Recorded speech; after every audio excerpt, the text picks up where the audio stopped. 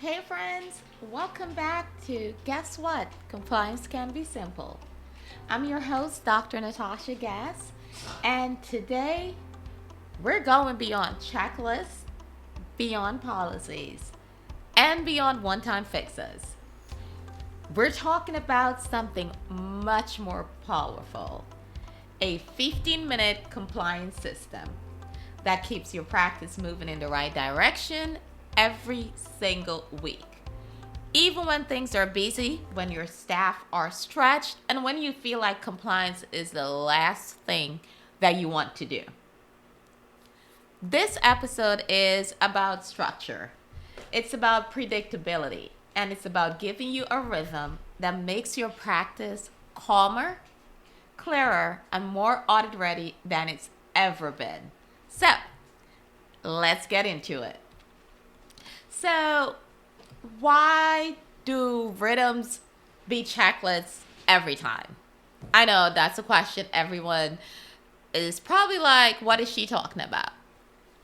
I'm talking about the rhythms that occur in your practice over and over again, consistently, versus checklists that you have. Checklists are static. They're a snapshot of what's going on. Rhythms, they're dynamic. They're a heartbeat, the heartbeat of your practice. A checklist says, we'll do this at some point of time. And a rhythm says, here's when we do it.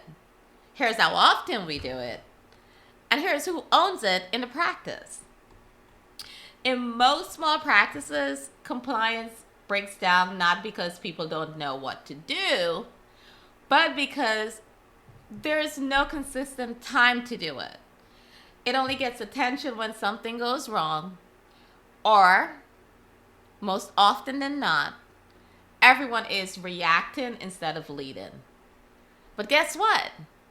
Rhythms change that. A good rhythm reduces last minute scrambling. You know which ones I'm talking about. An audit is about to occur, and auditors in your office and your staff, they're scrambling for everything in every which way. A rhythm, a good rhythm, reveals your small problems very early on. And it also builds your team's confidence. A good rhythm, will create calm even during those spontaneous audits. And it shows auditors that you're not just improvising your compliance. Remember, auditors don't just want your policies. They want to see a pattern of behavior over time. And rhythms are that pattern. So, the overview for today's 15-minute weekly compliance rhythm starts with a structure. The structure I'm going to break down is the 3-minute weekly reality check, the 4-minute micro audit, a 3-minute workflow reinforcement, then a 2-minute documentation integrity check, and finally, a 3-minute team communication touch point. That's it. 15 minutes. Consistently. And this 15-minute rhythm does more for your long-term audit readiness than one big annual compliance cleanup ever will for your practice. So, let's talk through each step in detail. Step 1, the 3-minute weekly reality check. This is your opportunity to step back and ask yourself, what actually happened in our practice this week? It isn't about forms or logs. It's more about awareness. In your 3-minute reality check, you're asking yourself, did anything change? As in, did we get new staff members?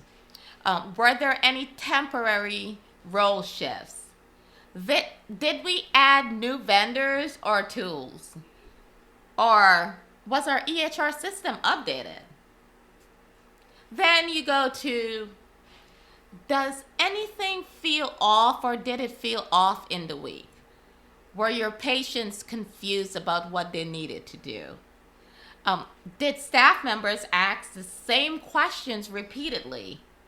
And were there any bottlenecks at check-in or check-out? Another big one is, did anything happen that should be logged? Was there a privacy issue or concern? A documentation issue? Did you have a near miss? Or is there a complaint that revealed a process gap? Honestly, most practices skip this kind of reflection.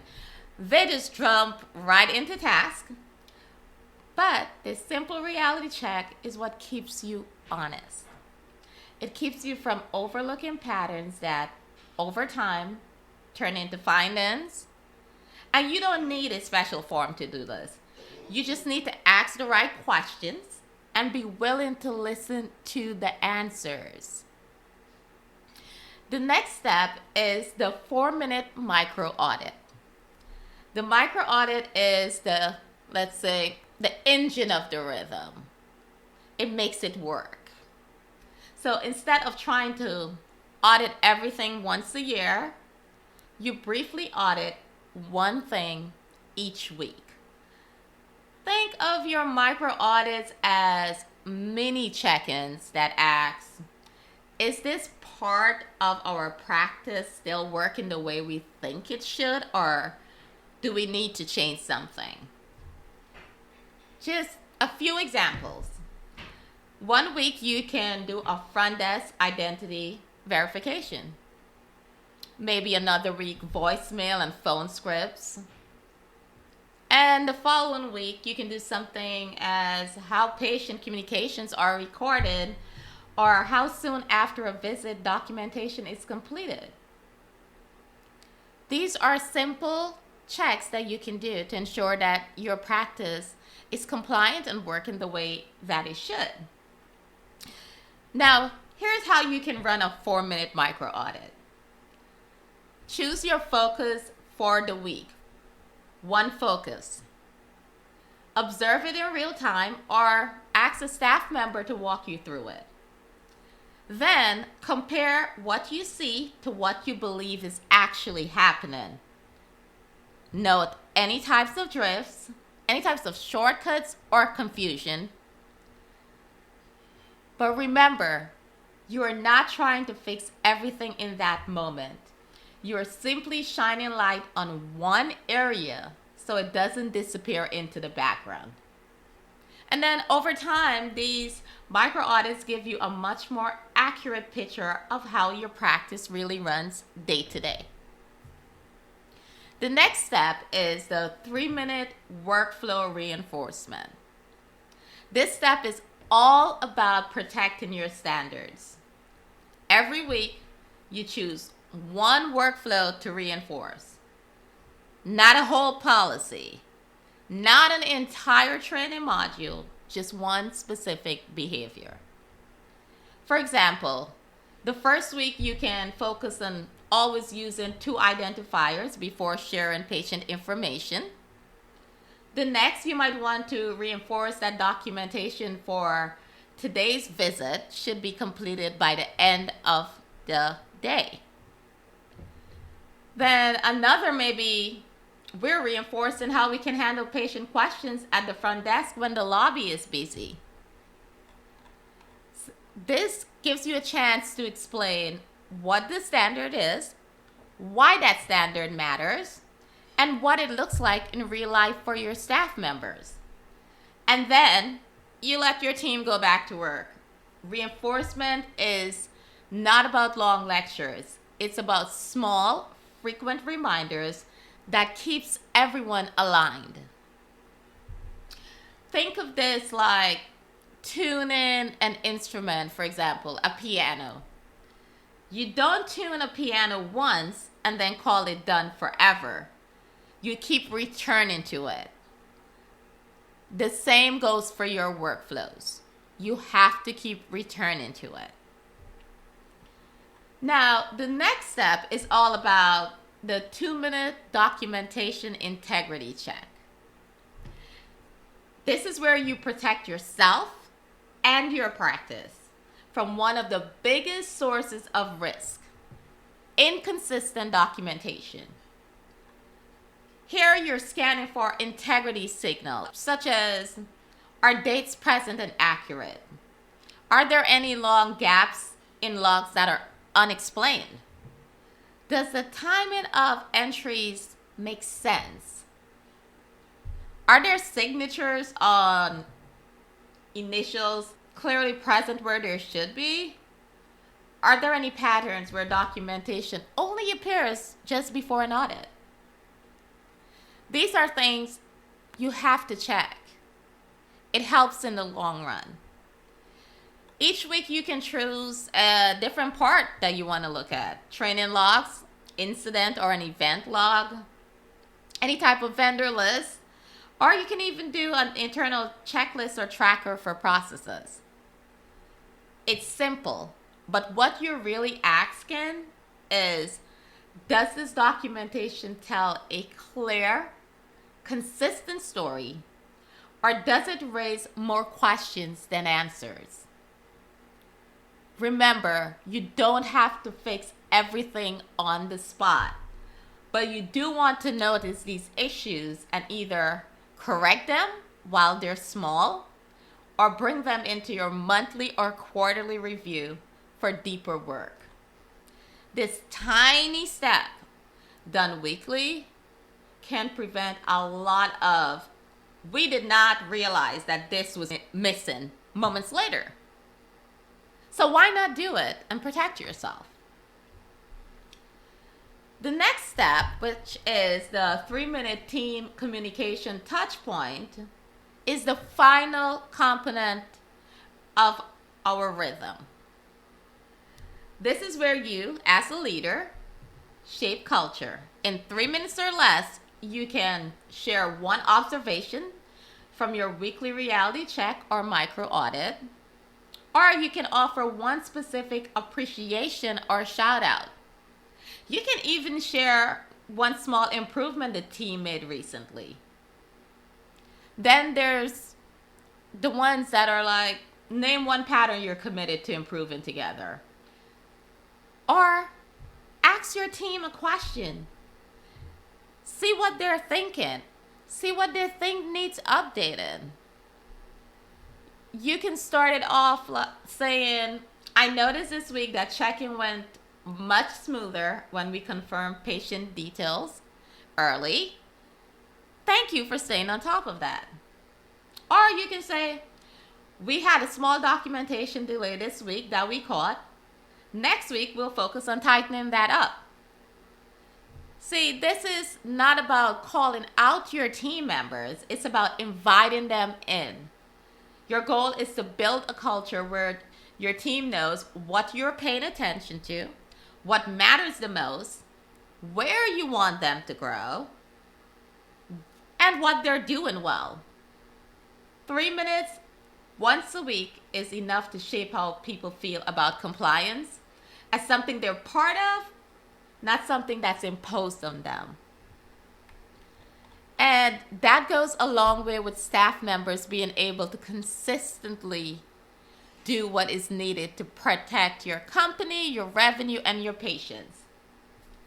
Now, you can also do a monthly rhythm where you take 10 to 20 minutes each month. You might choose something like one process to map in more detail, or check whether previous issues have actually improved. And this is a big one.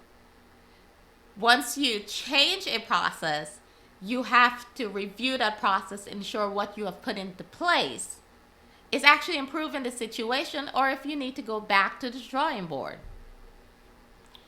And this is where you start to see trends. Remember, these things are important to ensure that you're protected.